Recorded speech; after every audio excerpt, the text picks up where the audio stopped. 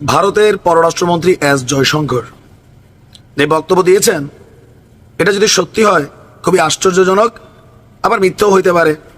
কারণ ভারতকে আসলে আমি নিজেও এতটা বিশ্বাস করি না।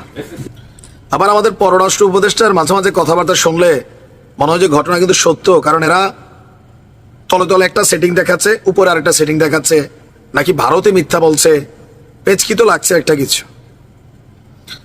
সব কিছুতে ভারতকে দোষারোপ করে আবার বাংলাদেশ ভারতের কাছ থেকে ভালো সম্পর্ক প্রত্যাশা করা, এটা কখনোই হতে পারে না, দাবি করেছেন ভারতের পররাষ্ট্রমন্ত্রী। তার বক্তব্য যে এই মুহূর্তে ভারত বাংলাদেশে সংখ্যালঘুদের উপর হামলার কারণে একটা চিন্তা করছে। এই যে আর একটা ডাহা মিথ্যা কথা রাজনীতি, এগুলো আমি আসলে পছন্দ না। বাংলাদেশের সংখ্যালঘু নির্যাতন বিষয়টা এরকম না। সারা দেশ আইনশৃঙ্খলা পরিস্থিতি খুবই বাজে অবস্থায় আছে। ডেভিল হান্ট চলছে, কিন্তু কোন ডেভিল ধরা গেছে? পলিটিক্যাল টার্গেটেড ডেভিল লিস্ট করা হচ্ছে, আর চোর বাটপার ছিনতাইকারী রাস্তায় ঘুরছে। এটা কিন্তু বাস্তব বাংলাদেশের প্রেক্ষাপটে। তবে ভারত সুযোগ পাইলে খালি একটা ট্রাম্প কার্ড খেলে, সংখ্যালঘু সংখ্যালঘু। বলা হচ্ছে যে গতকালকে দিল্লি বিশ্ববিদ্যালয়ের একটা প্রোগ্রামে তিনি বলছেন যে বাংলাদেশের সঙ্গে দ্বন্দ্ব নিয়ে দুটি বিষয় রয়েছে। সংখ্যালঘুদের উপর নির্যাতন বেড়ে যাওয়া, যেটা ডাহা মিশা কথা, আর দ্বিতীয়, এটি এমন একটি বিষয় যা বাংলাদেশের ক্ষেত্রে আমাদের চিন্তায় প্রভাব ফেলছে, আর তাদের নিজস্ব রাজনীতি আছে। কিন্তু দিন শেষে আমরা প্রতিবেশী, বাংলাদেশকে ঠিক করতে হবে তারা ভারতের সাথে কি চায়। যদি অন্তর্বর্তী সরকারে কেউ প্রতিদিন ভারতকে সবকিছুর জন্য দায়ী করে, আবার আমাদের দোষারোপ করা হয়েছে, আপনি এক খাতে বলতে পারেন না আমি আপনার সাথে এখন ভালো সম্পর্ক চাই। প্রতিদিন সকালে উঠে যা কিছু ভুল হবে তার জন্য আমাকে দায়ী করবেন, আবার বলবেন যে আমাদের সাথে ভালো সম্পর্ক চাই। এইটা হইতে পারে না। ভারতের দাবি যে সরকারের যে কোনো ব্যর্থতা ভারতের উপর চাপাই দেওয়া হচ্ছে, পলিটিক্যালি বা আরো বিভিন্ন কিছু। আবার ভারতের সাথে একটা সৌহার্দ্যপূর্ণ সম্পর্ক চাচ্ছে।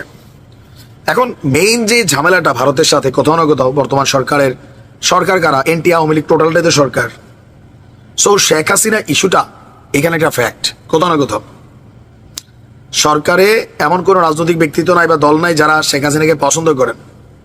সবাই সুযোগ পাইলে ডক্টর ইউনূসও শেখ হাসিনার ফাঁসি নিশ্চিত করবে, এটাই বাস্তব।